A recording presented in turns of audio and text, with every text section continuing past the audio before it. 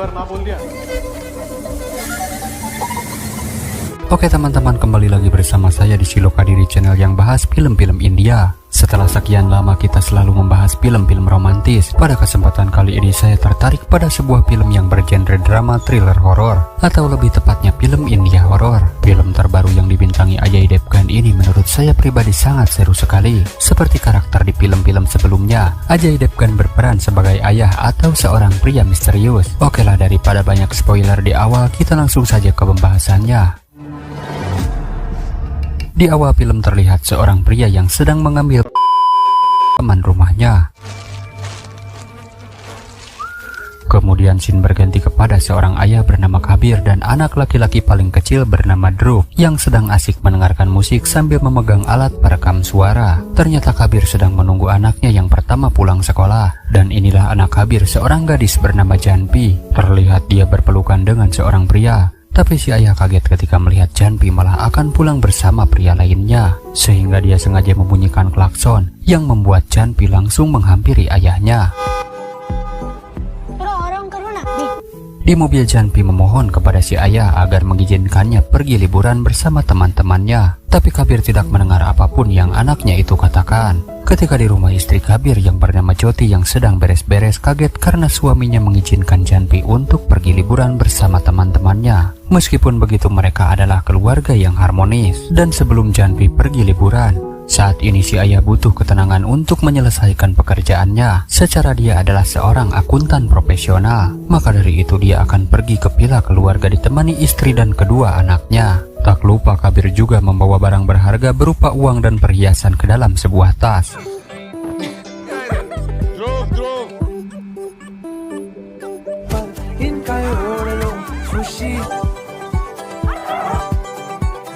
Singkat waktu mereka telah sampai di sebuah restoran untuk beristirahat. Dhruv yang kebelet diantar oleh si ayah. Lalu tak lama datang seorang pria yang masuk toilet sambil menelpon anaknya. Meskipun tak saling mengenal, sesama umat manusia kita harus ramah, sekedar saling sapa. Dan ketika di meja makan, Kabir ingin memesan secangkir teh. Kebetulan teh di sini harganya murah. Tapi Kabir yang notabene orang kota sulit mendapatkan kembalian karena jumlah uang yang besar. Si kasir pun berkata jika dia tidak punya uang kembalian. Yang pada akhirnya pria di toilet tadi dengan cuma-cuma memberikan teh kepada Kabir.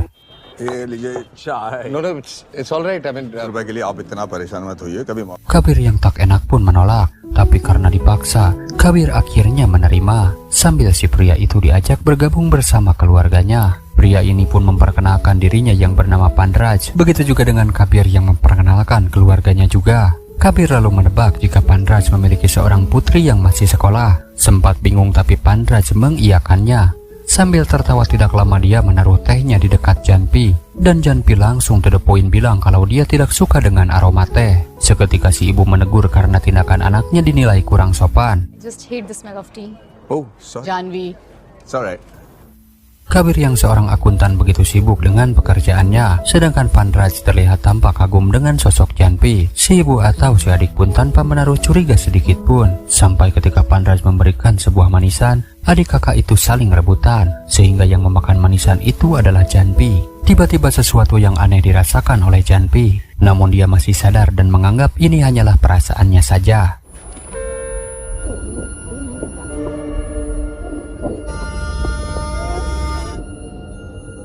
Ketika Kabir datang, dia menceritakan jika yang menelpon adalah penjaga villa. Dia mendapatkan kabar bahwa si penjaga villa kecelakaan dan mengalami patah kaki, sehingga mau tidak mau Jyoti istrinya harus beres-beres dan masak sendirian. Obrolan pun berlanjut. Yang terlihat Janpi begitu lahap makan makanan yang ada di sana. Kabir dan istrinya sempat heran, tapi Pandraj mengalihkan perhatian mereka. Perasaan aneh pun kembali muncul dan jelas Janpi sangat tersadar. Mungkin di dalam hatinya berkata, kok aku bisa-bisanya sih nurut sama omongan nih orang? Sampai Janpi yang masih keheranan langsung mengajak ayahnya untuk segera pergi.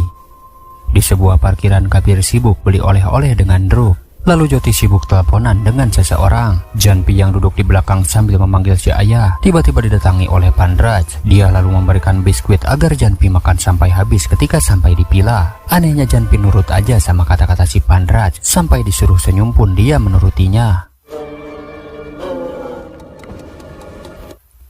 Singkat waktu mereka pun melanjutkan perjalanan dan Janpi masih terjaga dengan senyumannya. Lalu benar saja ketika sampai di villa, tanpa ragu Janpi menghabiskan biskuit yang Panraj berikan.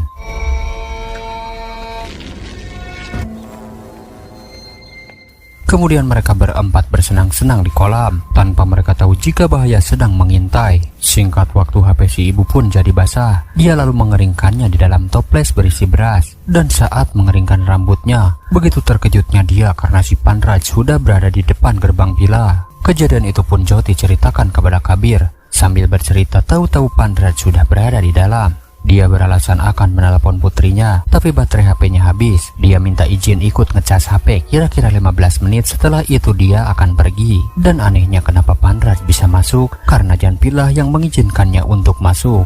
Meskipun sedikit curiga, tapi Kabir dan istrinya pun mengizinkannya. Janpi lalu menghampiri Panraj dan lagi-lagi dia nurut ketika disuruh ganti baju lalu segera kembali lagi. Di sini si Panraj mulai kurang sopan ketika meminta secangkir teh dengan tambahan sesendok madu, dan Jyoti pun mengiyakannya. Sambil memenangi foto Janpi yang sedang menari, dia kembali menanyakan apakah teh yang dia pesan sudah ditambah madu, dan Jyoti kembali mengiyakannya lagi sambil kesal berjalan ke atas untuk menghampiri suaminya. Sesampainya di kamar, Jyoti meminta agar suaminya segera mengusir pria asing itu. Dan anehnya bagaimana dia bisa tahu letak villa ini. Kabir pun paham dengan maksud istrinya. Lalu dia meminta agar segera mengamankan barang-barang berharga milik mereka. Dan bisa kita lihat kelakuan Panraj bertamu ke rumah orang lain.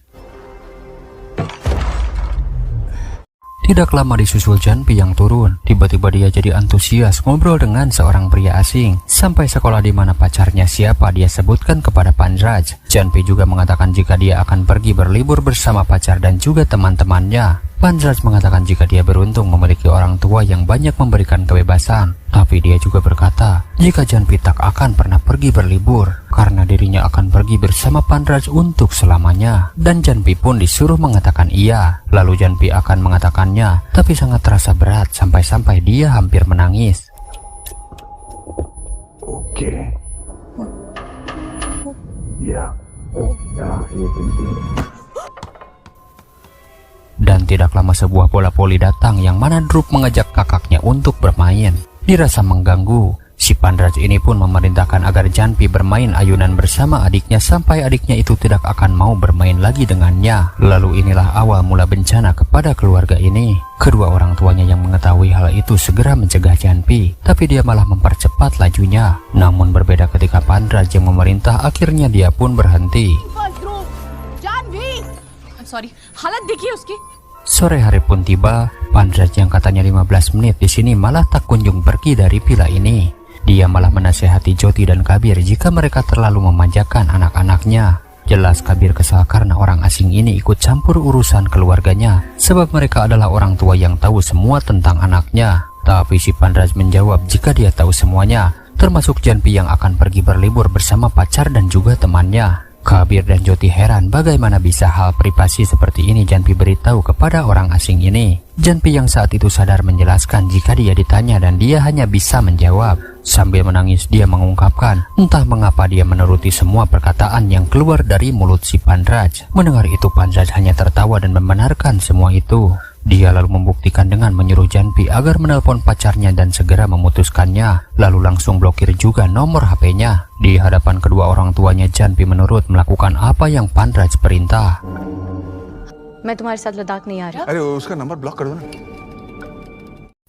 Dirasa sudah keterlaluan, Kabir mengusir dia secara halus. Tapi Panraj tak akan pergi sampai urusannya selesai. Tak ada pilihan, Kabir memaksanya agar segera pergi. Tapi lagi-lagi Panraj memerintah Janpi agar segera menghentikan ayahnya. Lalu dengan berani Janpi mendorong dan membentak ayahnya sendiri agar si Panraj tetap berada di sini.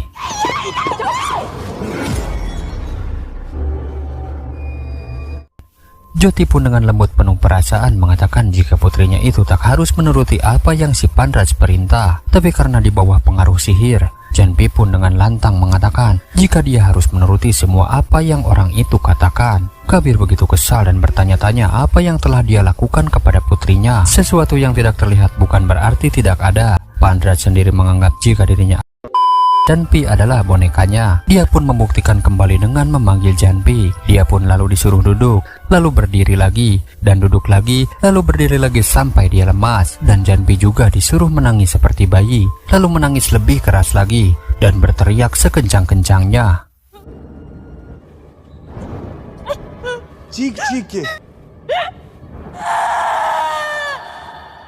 Yang lebih mengejutkan, Janpi disuruh tenggelam di kolam dan jangan beranjak sampai dia memanggilnya. Seketika Kabir dan Joti berusaha dengan keras menghentikan putrinya itu. Setelah Kabir memohon, akhirnya Pandraj menghentikannya. Dia lalu memerintah keduanya untuk meletakkan semua handphone yang mereka miliki. Si Pandraj ini menyuruh Janpi agar segera menghancurkannya, serta memutus kabel telepon Pila beserta seluruh jaringan internet. Kalau sudah begini, Kabir maupun Joti tidak bisa meminta pertolongan kepada siapapun. Bahkan lokasi Pila ini pun sangat jauh dari penduduk. Lalu Janpi disuruh mengambil daun teh di dapur. Yang diketahui di awal film, Janpi tidak suka dengan aroma teh. Namun tidak kali ini, tanpa ragu dia pun memakannya.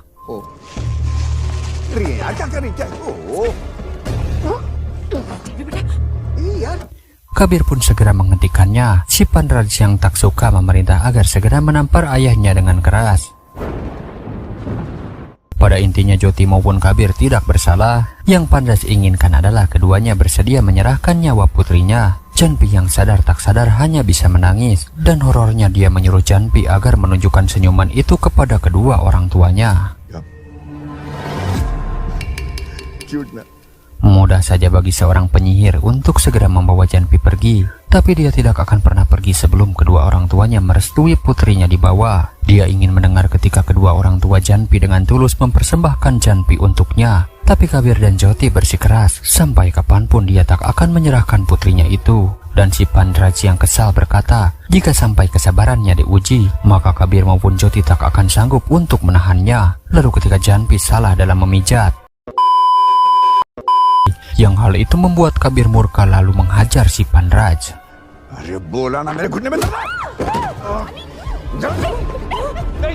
Dalam keadaan terdesak, si Pandraj memerintah agar Janpi segera adiknya sendiri. Si ibu pun terlambat karena itu semua sudah terjadi. Dan tidak lama seseorang datang menekan Bea Villa. Keadaan seketika panik. Dan ternyata yang datang adalah petugas kepolisian. Lalu ketika masuk semuanya baik-baik saja. Joti mengenalkan suaminya dan mengaku jika Pandraj adalah teman dari Kabir. Si polisi sempat heran karena ada memar di wajah si Pandraj. Namun kecurigaan itu segera hilang karena Pandraj pandai beralasan. Alasan polisi datang ke sini karena mendapatkan panggilan darurat yang menyatakan adanya bahaya di rumah ini atas nama pelapor Joti. Lalu bagaimana Joti bisa melapor sedangkan HP-nya tadi sudah dihancurkan? Joti sendiri beralasan jika dari tadi dia di sini dan tidak membawa HP. Namun si polisi tidak percaya begitu saja. Dia pun lalu menelpon nomor Joti dan alhasil berdering. Dan kalau kita kembali ke awal film, Joti sempat menaruh HP-nya ke dalam toples beras, di mana ketika dia akan membawanya di dapur, terlihat tatapan Janpi dengan tajam yang bersiap dengan korek api, beserta gas LPG yang siap meledakkan pila ini. Karena lama, si polisi menyusul ke dapur, tapi beruntung tepat waktu Joti membawa HP-nya. Joti lanjut beralasan jika itu adalah ulah iseng putranya yang bernama Drup yang masih berusia 8 tahun. Jika tak percaya maka dia akan memanggil Drup yang sudah tertidur. Dan terlihat Drup sendiri dalam keadaan yang memprihatinkan. Si polisi yang tak mau mengganggu pun memilih untuk pergi. Tapi ketika hendak pergi, dua polisi ini mencium bau kebocoran gas LPG. Dan kecurigaan itu terpatahkan karena alasan-alasan yang dikeluarkan oleh Kabir demi keselamatan putra dan putrinya. Sehingga polisi pun pergi yang hampir saja Drup ketahuan. Joti memohon agar menghentikan semua ini dan dia menghancurkan HP terakhirnya. Dan Janpi pun segera diperintahkan untuk keluar. Melihat keadaan putranya yang semakin parah dan Janpi yang terpengaruh, akhirnya Kabir memohon agar melepaskan mereka semua. Apapun yang dia minta termasuk pila ini dia akan memberikannya. Mendengar itu si Pandraj senang karena akhirnya mereka sadar. Dengan cepat Kabir membawa seluruh uang yang nilainya jutaan dolar beserta seluruh perhiasan. Sebelum pergi, Pandraj berterima kasih atas semua harta sekaligus minta maaf atas semua kekacauan ini. Dia pun pergi begitu saja dan teror ini otomatis sudah berakhir.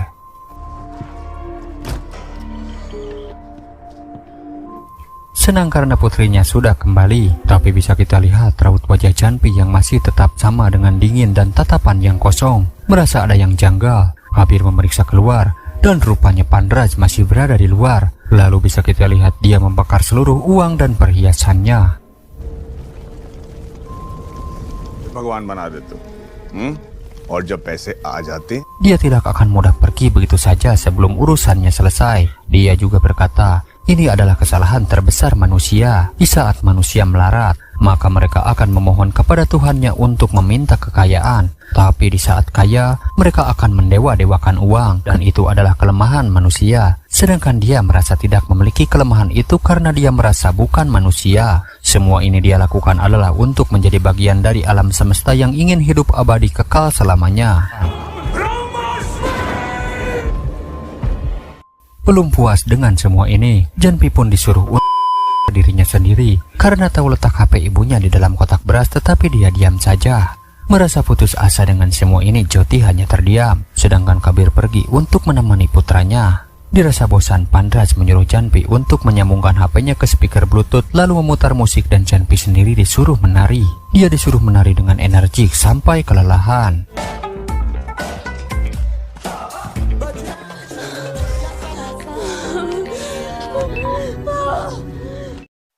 Dan beruntung HP-nya mati dan si ibu segera mengambil minum, tapi Pandraj menyuruh untuk membuangnya.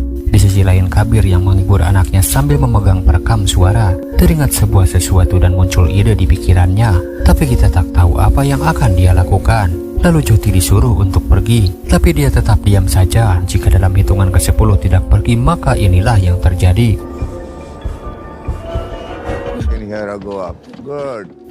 Seseorang yang menganggap ternyata bisa kelelahan juga, dan dia pun ingin tidur sebentar sambil memerintah Janpi menjaganya, dan bagi siapa saja yang mendekat jangan segan-segan untuk nya. Kabir lalu mengendap berharap dia bisa mengambil HP si Pandraj, tapi ancamannya adalah karena putrinya sendiri sudah bersiap tangannya. Dalam keadaan setengah sadar, Janpi sempat melarang ayahnya bertindak karena melawan hukum kesadaran yang kuat. Janpi tak kuasa menahan sehingga dia malah melihat itu. Kabir yang tak tega pun mengurungkan niatnya, dan si ibu yang mendengar keadaan anaknya pun segera menghampiri. Si Pandraj yang terbangun merasa tak nyaman melihat Janpi seperti itu.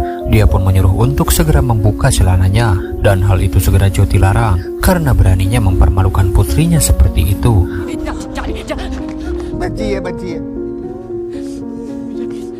Sebagai seorang ayah yang bertanggung jawab, Kabir pun berpikir keras lalu mulai melakukan sesuatu. Sedangkan Joti yang tak tahan dengan semua ini langsung menyerang Pandraj saat itu juga. Dan jelas Janpi malah melawan ibunya sendiri, lalu dengan perintah Janpi disuruh untuk menghabisi ibunya. Beruntung Kabir datang tepat waktu, namun dia harus terluka dan si ibu dibuat tak berdaya.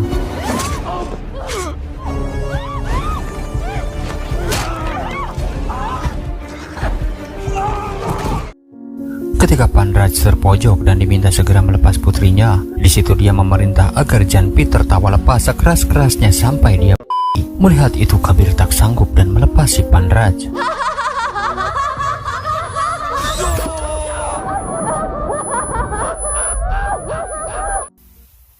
Setelah pertarungan usai, Pandraj menghentikannya dan meminta orang-orang untuk menyudahi semua ini, asalkan Kabir segera memberikan putrinya untuk segera dia bawa. Tapi Joti maupun Kabir tak mengatakan apapun yang membuat Pandraj bertindak lebih jauh lagi. Dia segera melepas Janpi lalu menyuruh untuk adiknya Dhruv. Beruntung Kabir dan istrinya datang tepat waktu sehingga Janpi diamankan di sebuah gudang. Anehnya sekarang Janpi tersadar setelah ditampar ibunya. Dia pun sangat menyesal. Kenapa ini bisa terjadi kepada dirinya? Dia bingung kenapa dia bisa berbuat seperti ini. Janpi juga memohon dengan sangat agar sang ayah menolongnya. Setelah sedikit tenang dan sangat sadar, Janpi pun akan membantu ayah dan ibunya dan tahu harus berbuat apa. Tapi tiba-tiba Ibu Daya Saiton telah meluluhkan hati kedua orang tuanya, yang akhirnya Janpi bebas berkeliaran mencari adiknya. Bahkan hujan deras tak menghentikan pencariannya, sampai Pandraj memberitahu jika Dhruv tak pernah turun dari atas loteng. Si adik yang bersembunyi mendengar ketukan pintu yang menyangka itu adalah ibunya.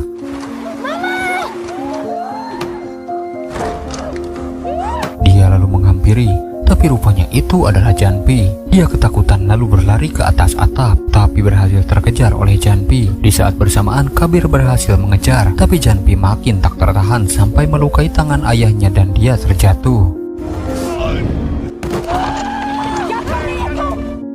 Kabir segera berlari memutar karena tahu apa yang akan selanjutnya terjadi, dan sayangnya dia terlambat karena Drup sudah didorong oleh Janpi sampai.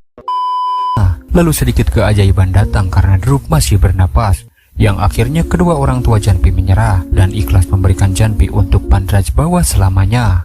हम अपनी बेटी जानवी बेटी Janvi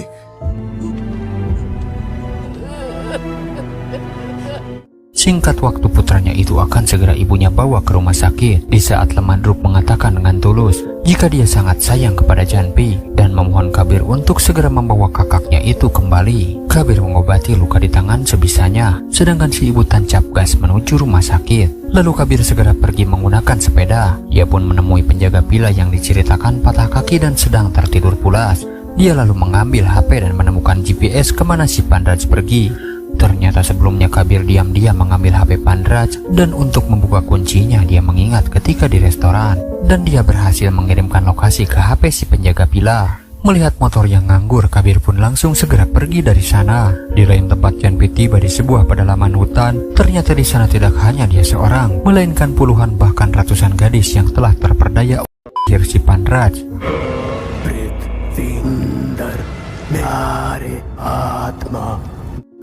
Ratusan boneka berwarna hitam dia jatuhkan ke dalam kobaran api dan para gadis diminta mendekat. Hingga saat boneka warna merah atau boneka terakhir dilempar, mereka diminta untuk terjun ke dalam kobaran api. Di sisi lain Kabir sudah hampir sampai di tujuan, tapi dia dihadang oleh beberapa penjaga dan dia pun bertarung. Tapi kita pun sudah tahu kalau Kabirlah yang akan menang. Perlahan dia mengintip di kejauhan dan Pandraj hanya tersenyum karena Kabir berhasil menemukannya. Dia pun diseret oleh para gadis dan dipaksa menyaksikan ritual aneh ini.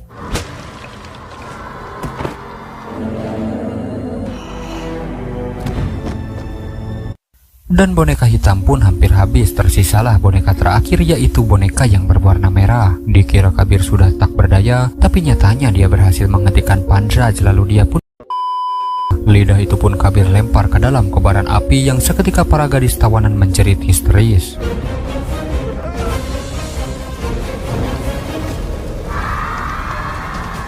Tiba-tiba mereka berlarian mengepung Kabir seperti layaknya seekor zombie. Dan kemudian suasana pun berubah ketika mendengar suara perintah dari Pandraj. Dan ternyata suara itu berasal dari perekam suara yang Kabir pinjam dari putranya. Dia pun berhasil mengambil kata-kata mantra yang sempat dia edit dan hasilnya pun sempurna.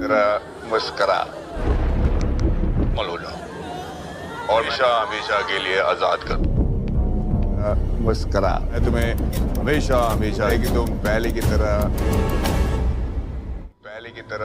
मुस्करा पहले की तरह normal Rencananya pun berhasil dan semua gadis kini sadar seutuhnya. Dan film pun belum berakhir. Bukan hanya Janpi yang dia tolong, melainkan Kabir sudah menyelamatkan ratusan nyawa para gadis yang entah dari kapan mereka berada di sini. Kebahagiaan ayah dan anak ini terlihat, tapi mereka melupakan apakah si Pandraj sudah tewas atau belum. Singkat cerita kini Kabir dirawat di rumah sakit. Dia pun ditemui oleh kepolisian dan turut ikut prihatin atas kejadian ini. Dia berterima kasih kepada Kabir karena berkat dirinya ratusan gadis yang hilang satu persatu berhasil kembali kepada keluarganya. Ternyata bertahun-tahun di kota ini banyak laporan dari warga kalau sebanyak 108 gadis telah hilang secara misterius. Kasus ini pun sulit dipecahkan. Tapi berkat Kabir, polisi sangat-sangat berterima kasih atas perjuangannya. Kabir pun hanya tersenyum dan bertanya kepada si polisi, apakah Pandraj si pelaku sudah ditangkap dan di mana keberadaannya. Polisi pun menjawab saat ini belum menemukan jejak si pelaku yang hilang entah kemana. साथ में हमारी भी कि शायद वो इस दुनिया में नहीं है. Singkat cerita 1 tahun kemudian, kita pun diperlihatkan kejadian di awal film yang mana seorang pria mengambil. Dia lalu membawa bangkai itu dan masuk ke dalam bunker bawah tanah. Dan tak diduga selama ini si Pandraj dipenjara di sini oleh Kabir sendiri. Dia menghukum dengan caranya sendiri atas semua yang dia perbuat kepada keluarganya. Makanan yang dia berikan adalah daun teh yang pernah juga dia berikan kepada putrinya Janpi. Akankah ada kelanjutan dari film ini? Kita pun tidak tahu. Oke lah, cukup sekian alur cerita film India kali ini. Semoga kalian suka dan terhibur. Hikmah yang bisa kita ambil dari film ini adalah sesama umat manusia saling sapa itu wajar. Tapi jika ada orang lain apalagi tidak kenal tiba-tiba menghampiri, kalian harus waspada karena mungkin dia akan Pinjam dulu 100.